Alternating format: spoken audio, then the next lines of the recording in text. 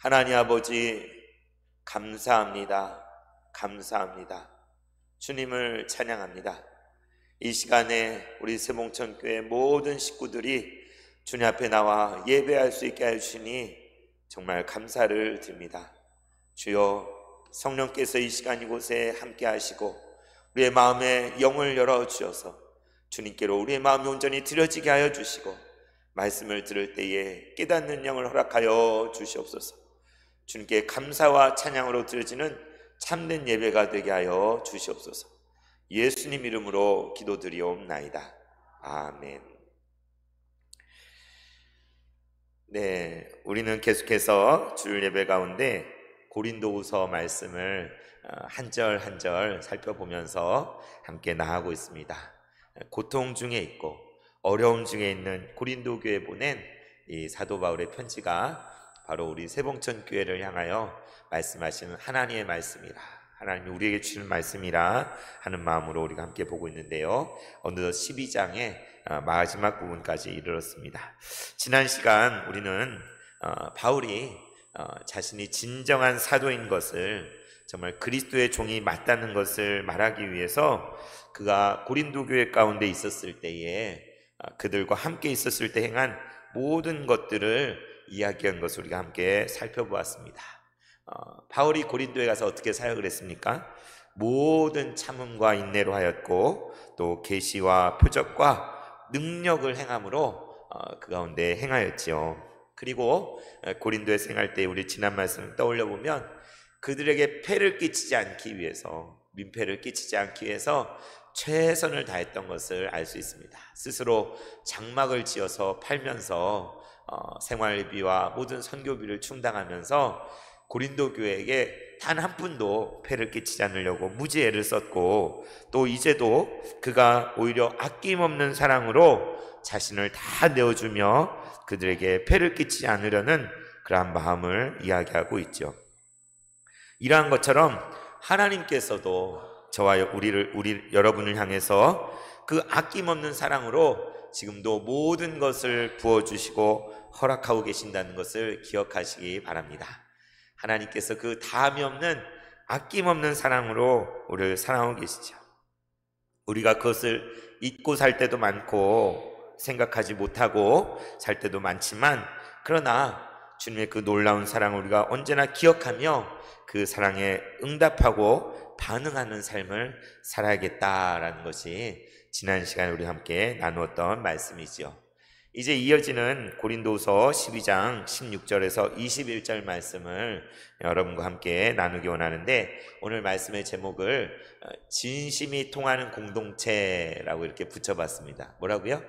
진심이 통하는 공동체. 진심이 안 통하는 공동체가 아니라 진심이 통하는 공동체라는 제목으로 함께 나누기 원하는데, 왜냐하면 바울이 오늘 말씀을 통해 고린도 교회 성도들을 향하여 앞에서도 계속 그렇게 했지만 자신의 진실한 마음이 그들에게 전달되어지기를, 그것을 그들이 알아주기를 바라는 마음에서 이 내용을 쓰고 있기 때문에 우리 함께 진심이 통하는 공동체라는 그런 제목으로 말씀을 나누기 원하는데요, 먼저 말씀을 나누기 전에 우리가 서로를 고백하는 노래를 함께 부르고 시작했으면 합니다. 형제의 모습 속에 보이는 하나님 형상 아름다워라. 서로 볼까요?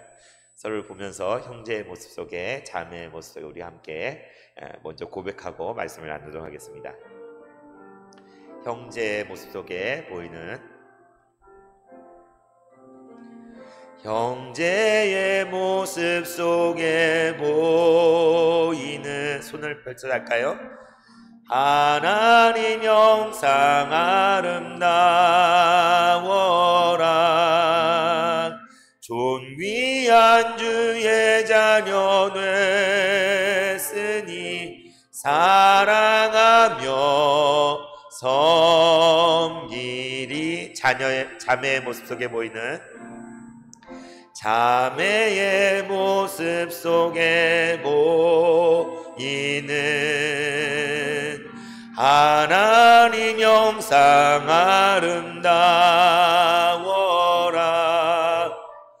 존귀한 주의 자녀 됐으니 사랑하며 섬기니.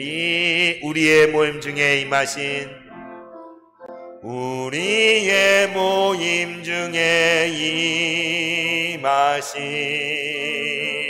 하나님 영광 아름다워라.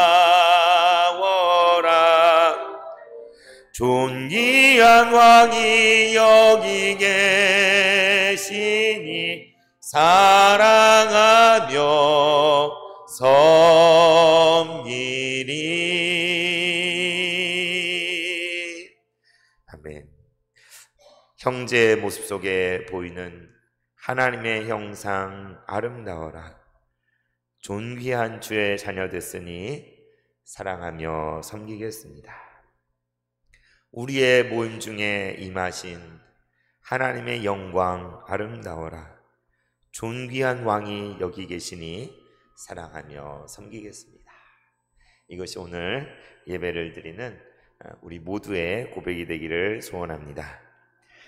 네, 추석 연휴가 벌써부터 시작됐죠. 그래서 추석 명절을 맞이해서 여러분 어떻게 지낼까? 이번 연휴는 상당히 길잖아요, 그렇죠? 긴 휴일들이 있고 그런데 어떻게 지내려고 계획을 하고 계십니까? 제가 장로님께도 묻고 권사님께도 물으니까 이렇게 집에 계신다고 하시는 분도 계시고 또 어딜 잠깐 다녀오신다는 분도 계시고 또 덜어는 연휴가 길다 보니 가족여행 같은 걸 계획해서 여행을 가시는 분들도 계신 것 같습니다. 근데 기본적으로 우리가 명절하면 설날이나 추석 명절하면 어떻게 지냅니까?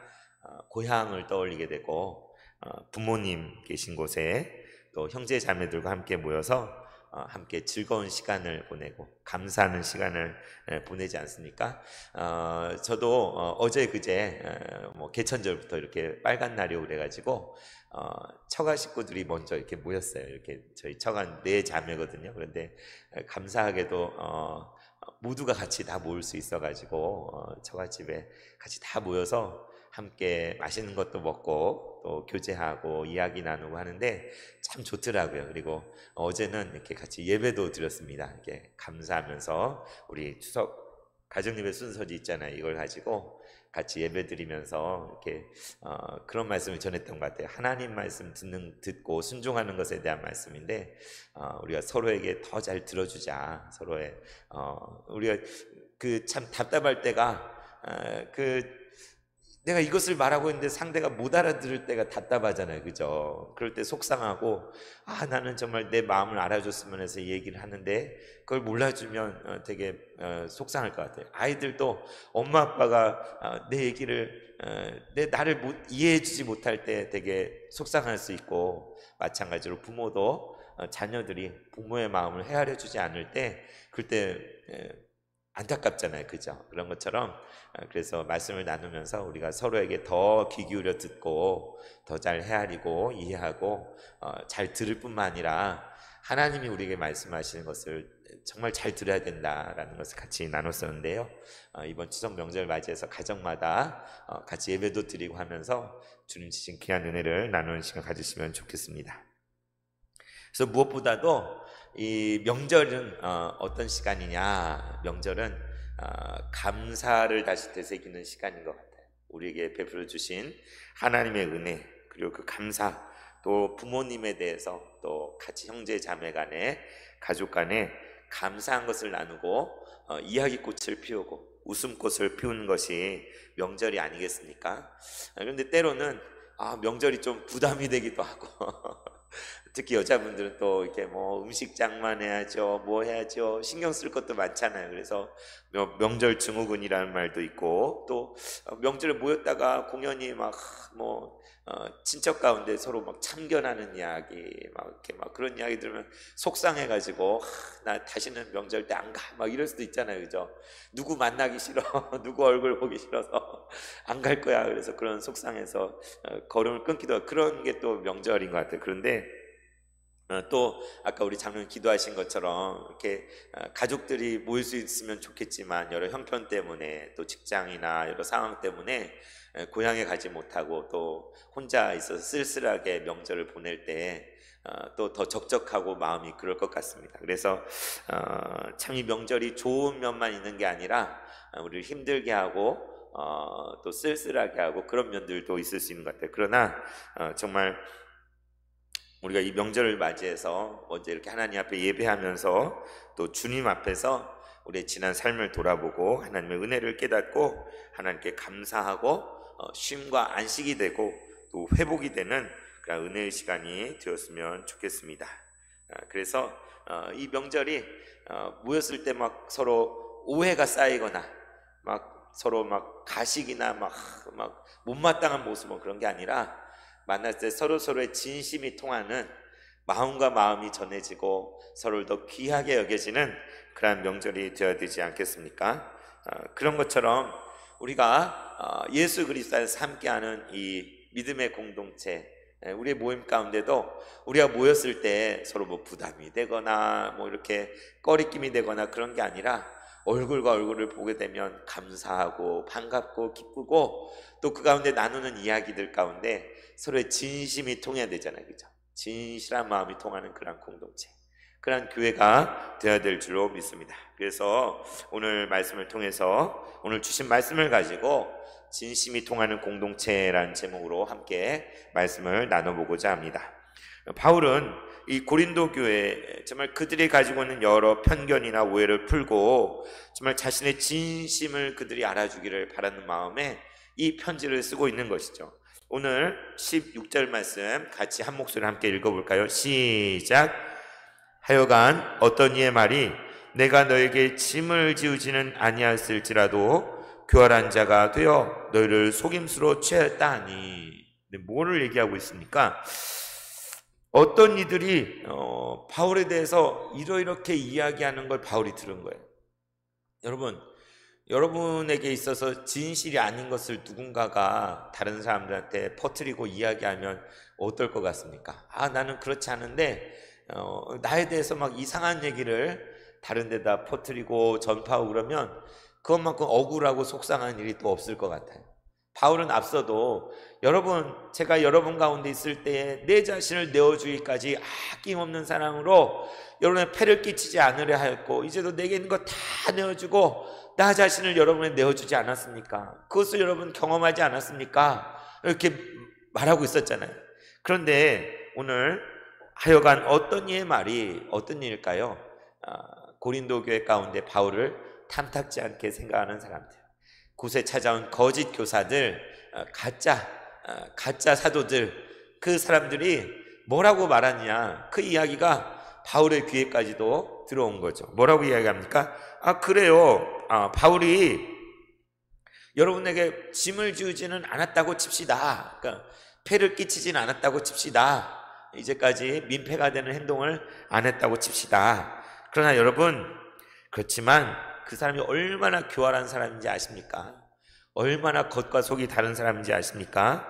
이제 여러분을 속임수로 취하려고 하고 있습니다 라고 이렇게 바울에 대해서 악평을 하고 나쁜 말을 전하고 있는 거예요.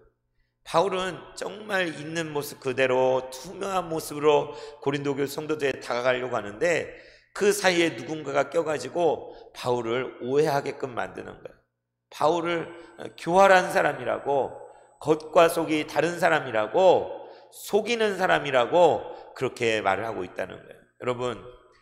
여러분에 대해서 누군가가 정말 친구들 사이에 이렇게 있는데 어떤 친구가 알고 보니까 아무개는 사실 정말 안 좋은 친구야, 질이 안 좋고 정말 이런 거짓말도 하고 또 속이고 막 이런 친구야라고 뒷담화를 하거나 그런 얘기를 하면서 나에 대해서 막 이렇게 거짓된 소문을 막 퍼뜨려서 안 좋은 이미지를 주거나 오해하게 만들거나 한다면 이것만큼 속상한 일이 또 없을 것 같아요. 지금 바울이 정확히 그런 상황 가운데 있는 것이죠. 어쩌면 바울이 고린도 교회 성도들에게 연보를 요청했잖아요, 그죠?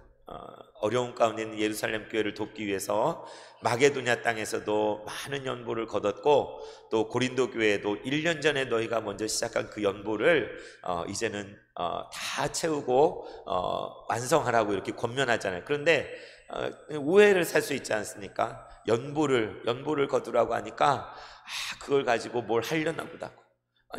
그래서 정말 물질에 관련된 부분에서는 우리가 정말 조심하고 또 조심해야 되는 것 같습니다. 그런데 이 고린도 교회 가운데 거짓 교사들의 이 말은, 이 선전과 선동, 그 비방하는 말은 사실 누구 얘기예요? 자기 얘기. 자신들이 그런 거예요. 거짓 사도요, 거짓 교사인 그들이 사실 고린도 교회에 찾아와서 그들 가운데서 권위를 세우기 원하고, 그들 가운데 뭔가 바라는 것이 있고 자기 자신을 투영한 이야기를 바울에게 하고 있는 것이죠. 정말 짐을 지우는 자는 누구입니까? 정말 교활한 생각을 가지고 고린도 교회 성도들의 마음을 훔치고 속이려고 하는 자들은 누구입니까? 지금 고린도 교회에 찾아와서 복음을 혼탁하게 하고 바울에게 대해서 폄훼하면서 그런 말들을, 비방하는 말을 하는 그 사람들이 자기들이 그런 사람이면서 멀리 떨어진 바울을 향하여 바울이 그런 사람이라고 욕하고 있는 것이죠.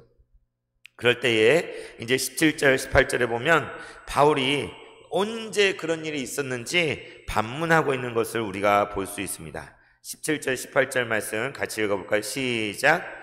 내가 너에게 보낸 자 중에 누구로 너희의 이득을 취하더냐? 내가 디도를 권하고 함께한 형제를 보내었으니 디도가 너희의 이득을 취하더냐? 우리가 동일한 성령으로 행하지 아니하더냐? 동일한 모조로 행하지 아니하더냐? 바울이 묻습니다. 실체가 확인되지 않은 그 이야기를 퍼뜨리는 그 사람들에게 영향받고 있는 고린도 성도들에게, 그들에게 언제 그런 일이 있었는지 묻고 있는 것이죠. 어쩌면 따지는 것처럼 보이는데 누구를 얘기합니까? 바울이 파송한 사람들, 바울이 자신을 대신해서 파송한 사람 누가 있습니까? 에바브로 디도가 있잖아요. 디도가 있었고 또 디도와 함께 보낸 또 다른 형제도 있었어요. 그런데 바울은 묻고 있습니다. 여러분, 제가 여러분에게 디도와 또 다른 형제를 보냈는데 그들이 여러분에게 갔을 때 혹시 그런 일을 한 적이 있습니까? 여러분에게 어떤 이득을 취하려고 무언가를 한 적이 있습니까? 한번 말해 보십시오. 내가 디도를 권하고 함께한 형제를 보냈었는데 디도가 여러분의 이득을 취한 일이 있습니까? 라고 묻는 거예요. 그런 일이 있었을까 없었을까요? 없었겠죠. 그렇죠?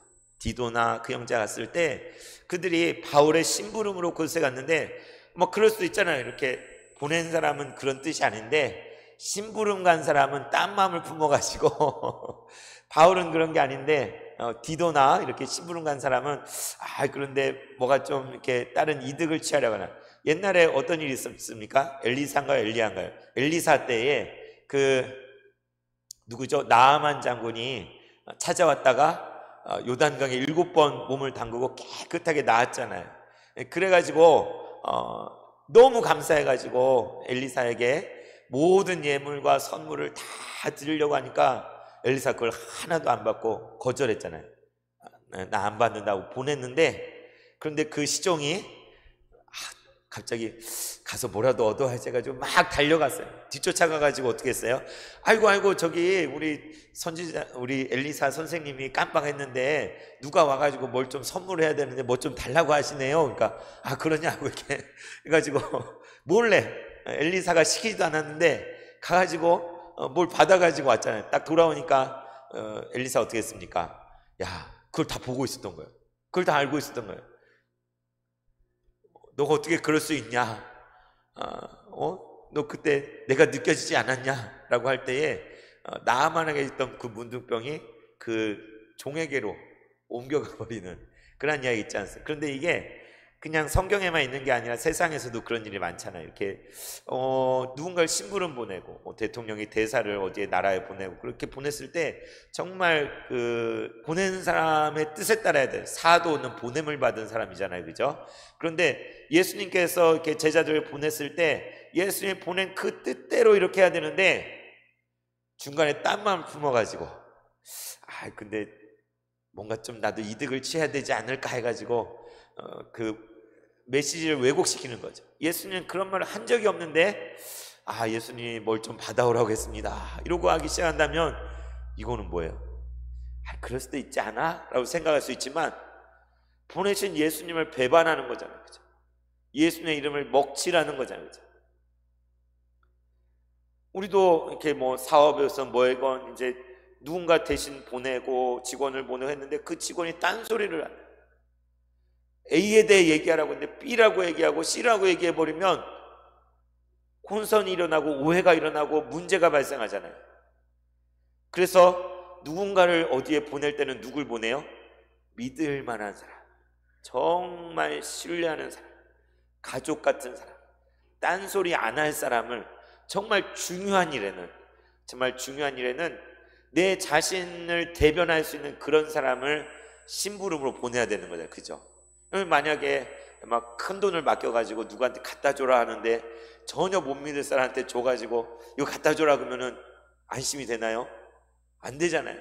정말 내 가족 같고 내 분신 같은 사람에게 맡겨야 그 사람은 하나도 그르치지 않고 있는 그대로 그것을 전달하고 그렇게 할 거잖아요. 그런데 세상에는 그렇지 않은 경우가 많아요, 안 많아요?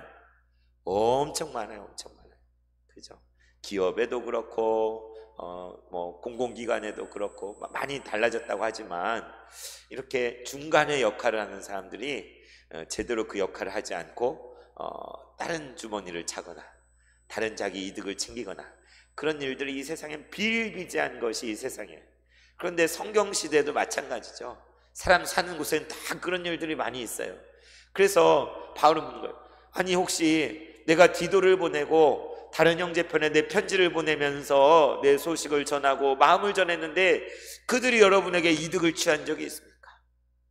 그들이 여러분에게 딴소리를 하고 뭔가 바란다고 달라고 한 적이 있습니까? 라고 묻고 있는 거예요. 확인하고 있는 거예요. 디도나 그 다른 형제가 그런 일을 했을까요? 그는 그렇게 하지 않았겠죠. 그래서 뭐라고 합니까? 우리가 동일한 성령으로 행하지 않았습니까? 우리가 동일한 보조로 행하지 않았습니까? 동일한 성령, 한 성령, 한 마음, 한 보조로 행한다는 것.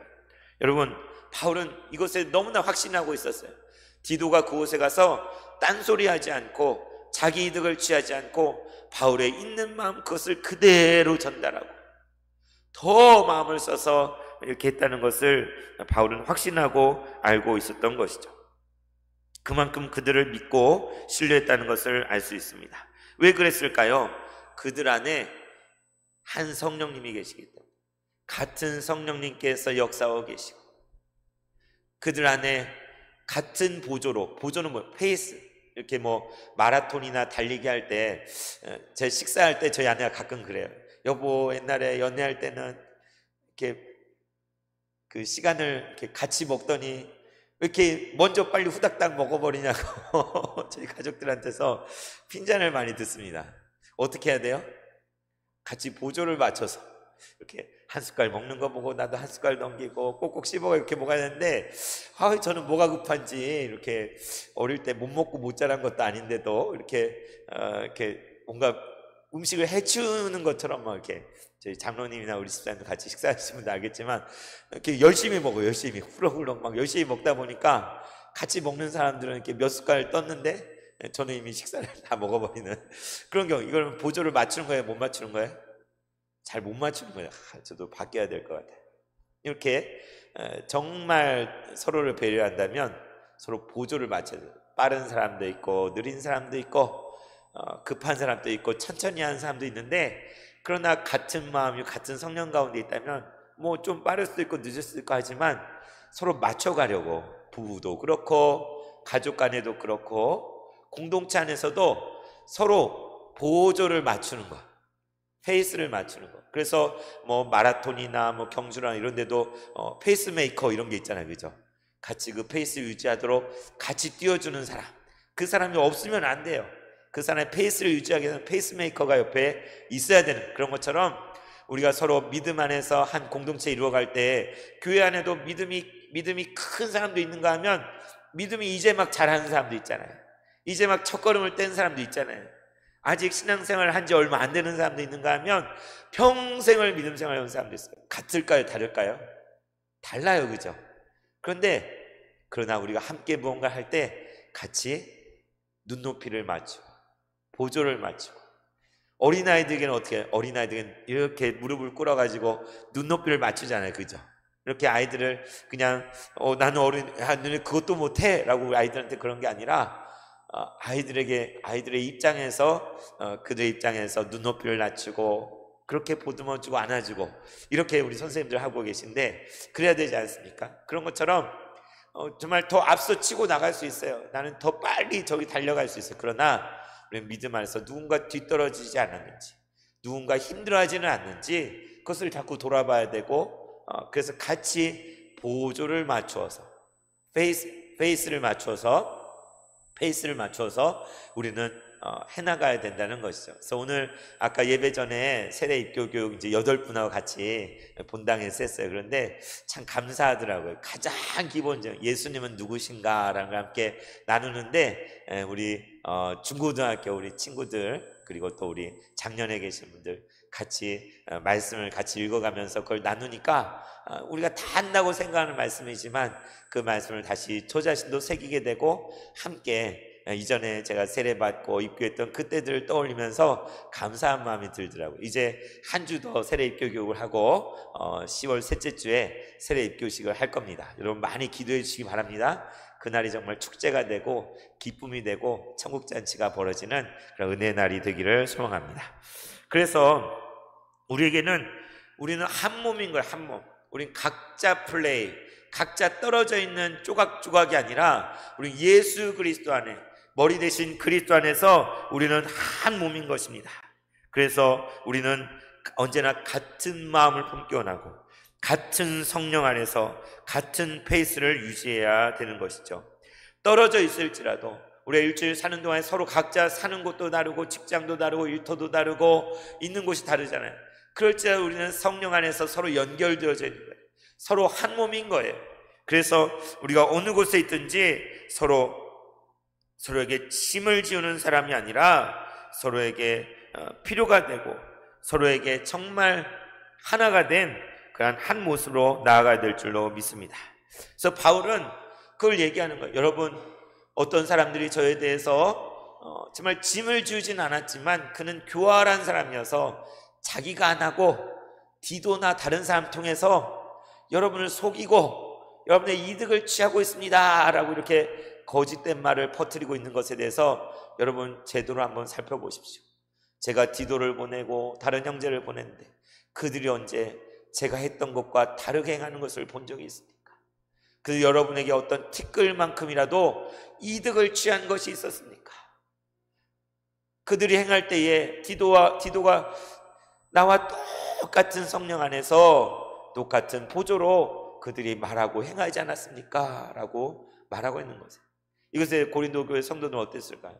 그래, 맞아. 생각해보니 막 이렇게 거짓 교사들이 그렇게 바울을 욕하고 디도를 이상하게 보게 하고 그러는데, 바울이 그들 가운데 행한 것들을 따져보니 오래 참음과 인내로서 겸손함으로 자기 자신을 다 내어주는 행했다. 그리고 그가 보냈던 디도나 같이 했던 형제들도 동일하게 신실한 모습을 이렇게 해왔는데 우리가 오해했구나, 우리가 정말 잘못 생각했구나, 이런 마음이 들지 않을까요? 19절에 이렇게 이야기합니다. 너희 이때까지 우리가 자기 변명을 하는 줄로 생각하는구나. 우리는 그리스도 안에서 하나님 앞에서 말하노라. 사랑하는 자들아, 이 모든 것은 너희의 덕을 세우기 위함이니라. 여러분, 이때까지 이것이 내 자신을 변명하는 걸로 들리십니까? 저 자신을 변명하고 해명하는 것으로 들리십니까? 그게 아니라는 거죠. 그리스도 안에서 하나님 앞에서 말하는 것입니다. 참, 우리도 이렇게 말할 수 있으면 얼마나 좋을까요? 무언가를 서로 형제 자매를 교회 안에서 서로에게 뭔가를 이야기할 때 내가 이 말을 너에게 하는 것은 그리스도 안에서 하나님 앞에서 하는 말이야 라고 말할 수 있다면 얼마나 좋겠어요. 그건 무슨 뜻이에요? 진심이란 말이에요. 하나님이 아신다는 거죠. 예수님 안에서 내가 이 말을 하는 거고, 하나님 보시는 앞에서 내가 너를 속이거나 거짓말하는 티끌 만큼도 속이는 것이 아니라 내 있는 것을 그대로 너에게 말하는 거야 라는 그런 뜻에서 이것을 말하는 거잖아요. 그죠? 바울이 진심을, 그러면 뭐라고 합니까? 사랑하는 자들아, 사랑하는 자들아. 또 왜 사랑 고백을 하고 있어요? 고린도 교회 성도들, 사실 바울은 너무너무 큰 상처와 아픔을 당했잖아요. 고린도 교회 성도들의 배신을 당했잖아요. 배운 망덕함을 경험했잖아요.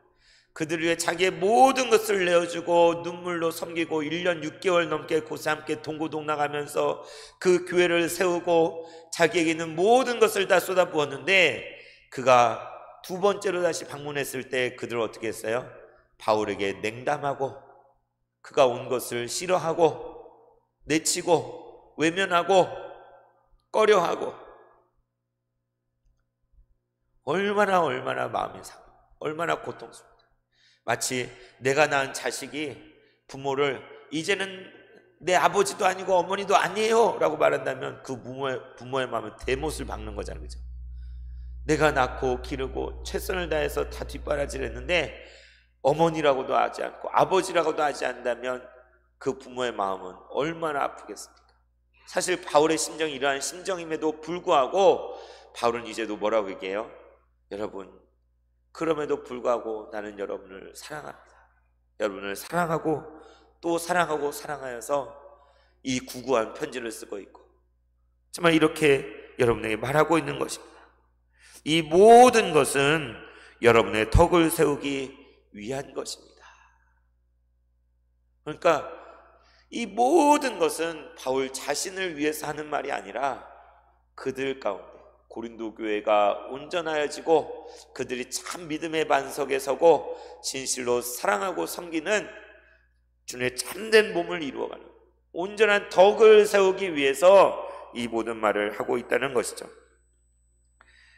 그래서 이제 20절부터 21절에 보면 바울이 염려하고 두려워하는 것들을 이야기하고 있습니다. 함께 읽어볼까요? 시작. 내가 갈 때에 너희를 내가 원하는 것과 같이 보지 못하고 또 내가 너에게 너희가 원하지 않는 것과 같이 보일까 두려워하며 또 다툼과 시기와 분냄과 당짓는 것과 비방과 수군거림과 거만함과 혼란이 있을까 두려워하고 또 내가 다시 갈 때에 내 하나님이 나를 너희 앞에 낮추실까 두려워하고 또 내가 전에 죄를 지은 여러 사람의 그 행한 바 더러움과 음란함과 호색함을 회개하지 아니할 때문에 슬퍼할까 두려워하노라. 바울이 두려움이 없는 사람이에요. 그런데 여기서 내가 이것을 두려워하고 이것을 두려워하고 이것을 두려워하고 이것을 두려워하고 이것을 두려워합니다 라고 말하고 있어요. 다시 갔을 때 바울은 다시 그 고린도 교회 성도들을 만나러 세 번째 가고자 하는데 무엇을 두려워합니까?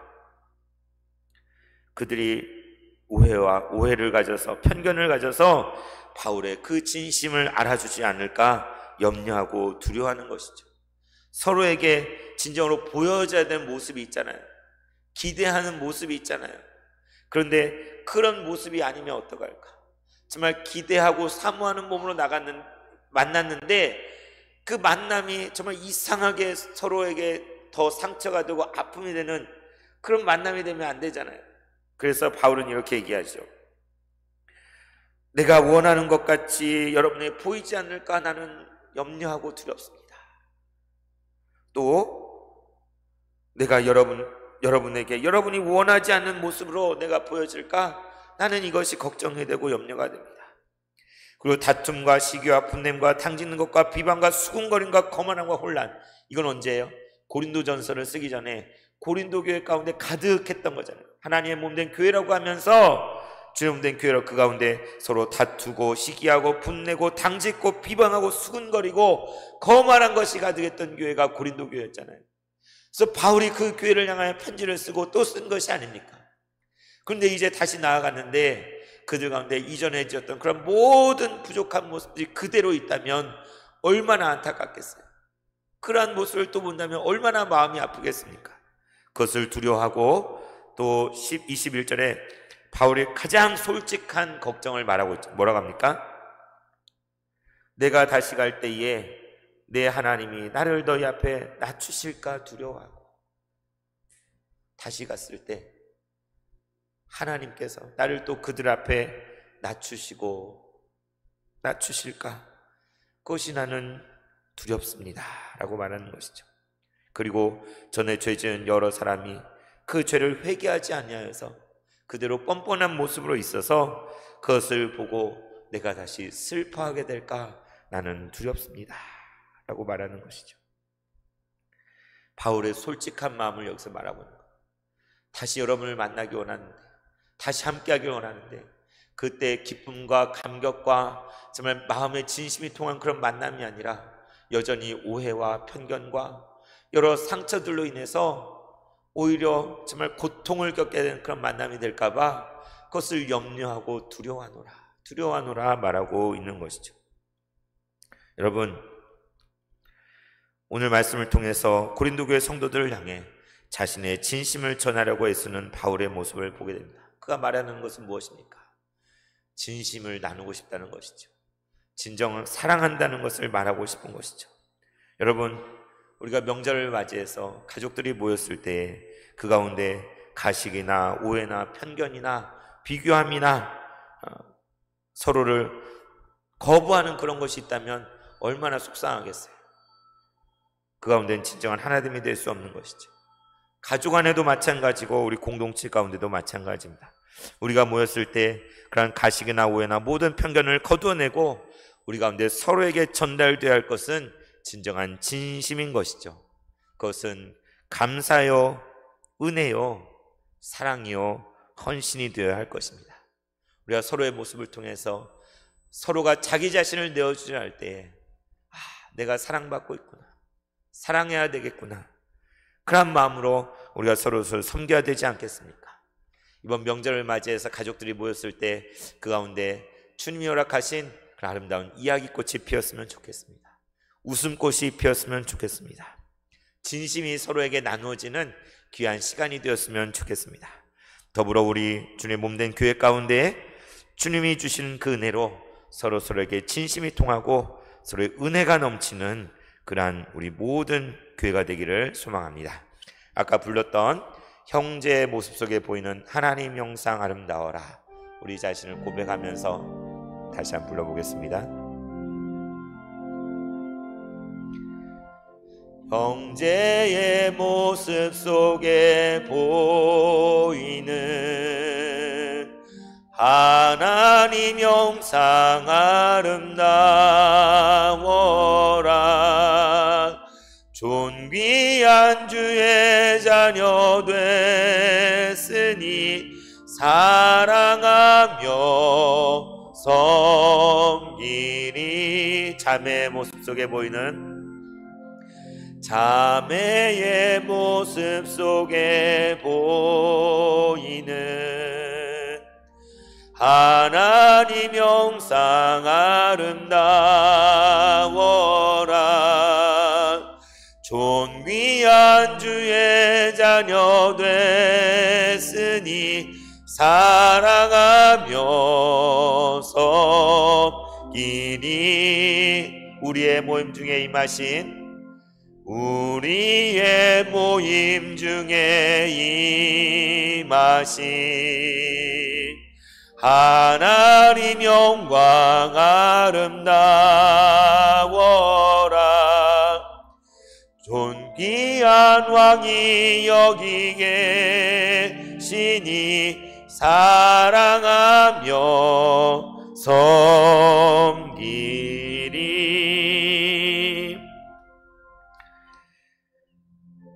사랑의 하나님 아버지, 주님의 크신 그 놀라운 사랑 가운데 우리로 하나가 되게 하시니 감사를 드립니다. 이 민족의 명절인 추석을 맞이하여 우리 가운데 감사가 더욱 넘치게 하여 주시옵소서. 우리가 같은 마음과 같은 성령과 같은 보조로 행하게 하여 주시옵소서. 우리 가운데는 모든 오해가 풀어지게 하여 주시고 편견이 사라지게 하여 주시고 서로를 향하여 진실한 마음, 그 진심이 통하는 공동체가 되게 하여 주시옵소서. 서로의 모습을 볼 때에 그 속에서 하나님의 형상을 발견하게 하여 주시고 그 아름다움 가운데 감격하게 하여 주시고 서로를 더욱 사랑하며 섬기겠노라 고백하는 우리 모두가 되게 하여 주시옵소서. 이 모든 말씀 우리 주 예수 그리스도 이름으로 기도드리옵나이다. 아멘.